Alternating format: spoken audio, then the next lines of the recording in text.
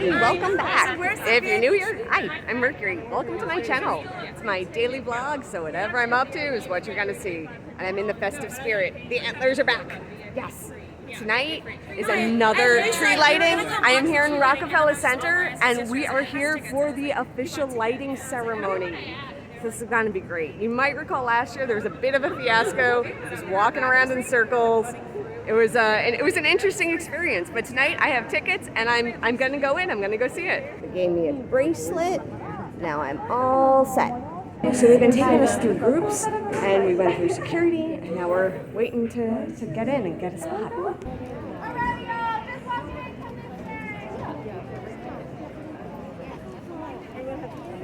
They gave everybody one blinky light up item. So some people got headbands, but I have my antlers already. So I got a candy cane and watch this. Oh my gosh.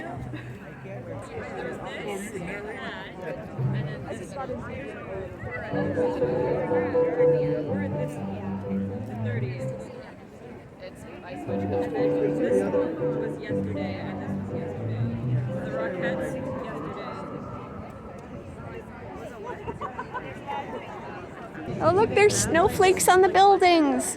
Oh, look how pretty. Pretty snowflakes. So they're doing sound check. We get to see sound check and the show.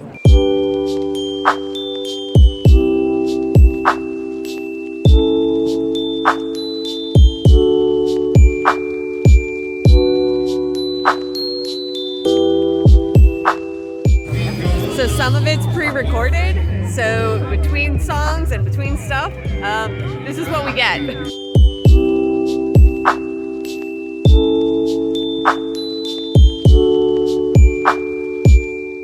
Yeah, one little TV all the way over there. So lots and lots of the show was pre-recorded, so there's just a lot of listening to the music through the TV and looking at the tree and an empty stage. But it's fun and it's festive and a lot of good positive vibes tonight.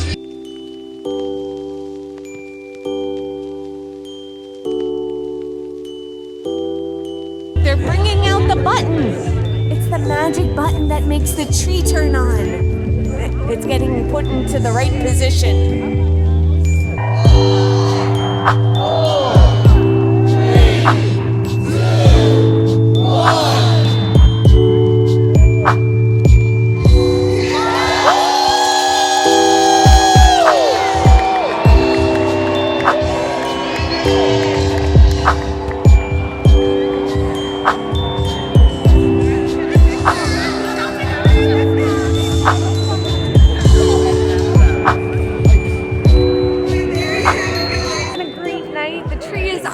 But there's a bit of chaos that I have to navigate, so we will recap when I get home.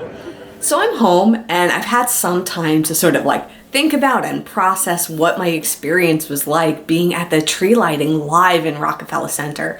It was a very interesting experience. Once you figure out how to get there, and it's a little bit confusing, there are so many road closures.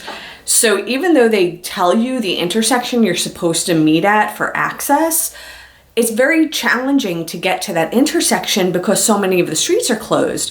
So when you go to ask NYPD, like where you're supposed to go, unless you get to the right gate checkpoint where they're actually like letting people to the check-in area, most of the NYPD don't have that information. So because of that, they can really only direct you to where the through streets are that you can actually walk and try to get closer. But it was very challenging because I got off the train at 49th and I was told to meet at 49th and 5th. Well, I started walking up 49th, and then as I got closer to 5th, it was closed. You can't walk up 49th to get to 5th. So they redirected me to go back uptown to 52nd Street to then walk over to 5th to walk back down to 49th. So there was a bit of a rigmarole around trying to find where to go in the first place. Once I got there and I got close to the area where the tickets told me to check in, I started asking NYPD as I got closer, and the closer I got, the more they knew and the more helpful they were, and they were able to kind of direct me. And then I get to the right NYPD officer. I show them the ticket, they let me through the barricade, and they, direct me towards this line. Excellent. Okay, so I go to the line, I check in, and they gave me my bracelet. Then they lead us downstairs under the building of Rockefeller Plaza, and we go through security. You have to go through a metal detector, you have to go through a bag search. They don't play around, and rightfully so. They shouldn't. It's a crowd on a very public and televised event. I appreciate that. I really do. Once you go through the security screening, they then lead us as a group to the ice rink. This is where the event took place. We get on the ice rink, and they gave us each one glowy LED item. And I got my light up candy cane stick that I got to wave around all night. That was fun. They had like glasses and headbands and necklaces of like different light up varieties for the holidays. So got my light up item, and then we waited. My biggest issue in terms of my comfort. So they do, tell you ahead of time, it is an outdoor event, it's rain or shine, dress accordingly. What isn't clear from the instructions is that they basically laid a carpet down on the ice, and you were standing on this carpet on the ice skating rink. But it had been raining all day. It had been raining all day, so this carpet was soaking wet on top of ice. My feet were so cold. The cold from the ice permeated up through the wet carpet, through the soles of my shoes, and I was just wearing my sneakers. Had I known that was the system, I would have, put on a thicker soled shoe. So just FYI, if you're ever gonna do this, the floor is very cold, and if it was raining, it's extra cold, and there's nowhere to sit. There's nowhere to give your feet a reprieve to try to like warm them up at all. So it's like, even though it's outside and you're gonna be standing, you don't necessarily think about standing on ice and what that's gonna do to your feet. So that's just something to really keep in mind. The other thing is, this is like a show taping, which means that, it's not what you actually see on TV as the finished product. There's a lot of downtime. So when we first got there, they did their sound check and they did their rehearsal, and that was great. And then we were just standing around. There was a lot of standing around. We were waiting between sound check and when the show started. And then once the show started, most of the performers were pre-recorded. They recorded most of the live performances live the day before. And because of that, there was only one performer who was performing the night of the lighting. TV magic. Oh, I spoiled it. I think it's common knowledge, since you can go out and get these tickets for the tapings, that they do pre-record some of it. So that being said, while those other performances are going on, they have the telecast going. You can listen to it. They had one TV playing it all the way off to one side. So if you were on that side, you could watch it on TV, just the same as, when you watch it at home, they were playing that on a TV off to the side. But what I loved was just being right there, front and center, when they push that button, and then the tree lights up and it's all twinkly, and that moment was so magical.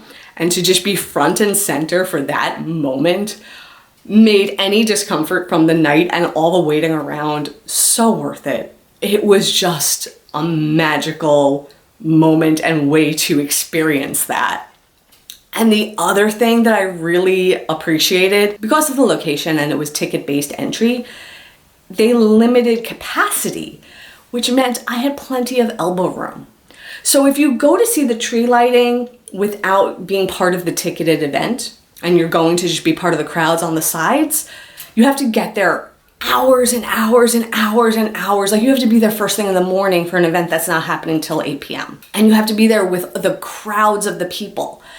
But winning this lottery and being part of this ticketed event, there was a lot of elbow space. At no point did I ever feel uncomfortable or like I didn't have enough space or that, anyone was too close. It was a very comfortable setting in the sense of space and not feeling too squished. So that too was awesome and amazing. So yeah, and then the tree lit up and magic happened. And then, you know, as you're trying to leave, that's the time for your patient pants, because it is so crowded. There's so many people enjoying that night, and everyone wants to be a part of it and see the tree and get their pictures. So getting everyone to filter out takes a lot of time. So if you do this plan accordingly, it's going to take a little while to get out of that area. And then even once you're out of that area, the trains are very full, the buses are very full, because everyone is doing the same thing you are. But you know, you had a magical night. So just enjoy it, take your time, it'll be fine, you'll get where you're going.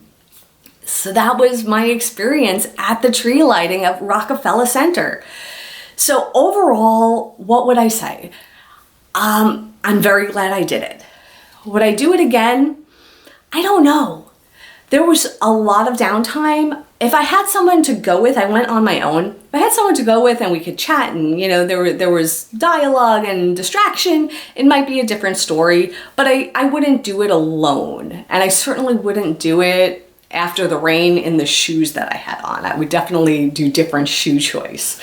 But I am so glad that I did do it, because it's a memory that I will now have forever. The day I stood at the foot of the tree when they turned it on. It was amazing. That was amazing. So with that, I'm done. I'll see everybody soon.